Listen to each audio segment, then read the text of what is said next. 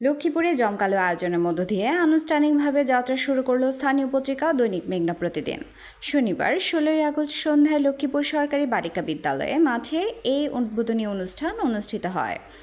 অনুষ্ঠানে উদ্বোধক হিসেবে উপস্থিত ছিলেন বিএনপি চেয়ারপারসনের উপদেষ্টা আবুল খায়ের ভূঁইয়া। প্রধান অতিথি হিসেবে উপস্থিত ছিলেন বিএনপির যুগ্ম মহাসচিব শহীদউদ্দিন চৌধুরী আনি। প্রধান বক্তা হিসেবে ছিলেন বিএনপির সহ শিল্প বাণিজ্য বিষয়ক সম্পাদক ABM আশরাফ উদ্দিন নিজাম। বিশেষ অতিথি ছিলেন জেলা জামায়াতের আমির মাস্টার রুহুল আমিন ভূঁইয়া। দৈনিক মেঘনা প্রতিদিন পত্রিকার সম্পাদক ও প্রকাশক জেলা বিএনপি সদস্য সচিব শাহাবুদ্দিন সাবুর সভাপতিত্বে উপস্থিত ছিলেন অতিরিক্ত police super circle Rezaul Haque, জেলা বিএনপির যুগ্ম আহ্বায়ক অ্যাডভোকেট হাসিবুর রহমান, জেলা জামায়াতের সেক্রেটারি AR হাফিজুল্লাহ, প্রেস ক্লাবের সভাপতি হোসাইন আহমদ হেলাল, সাবেক সভাপতি আ.হ.ম মুস্তাকুর রহমান প্রমুখ।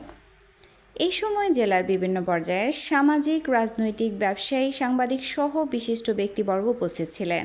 পরে সাংস্কৃতিক অনুষ্ঠান অনুষ্ঠিত হয়।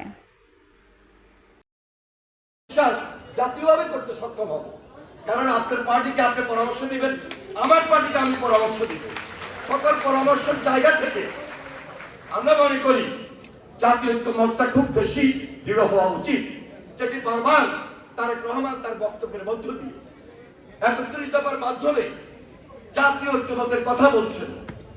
সেই জাতীয় ঐক্যমত গঠন করতে গিয়ে আজকে যখন আমরা দেখি বিক্ষিপ্ত দু চারটি কথা হয়ে যাচ্ছে, আমরা কিছুটা আশাহত হই, অনেকটা আশাহত যেন না হই।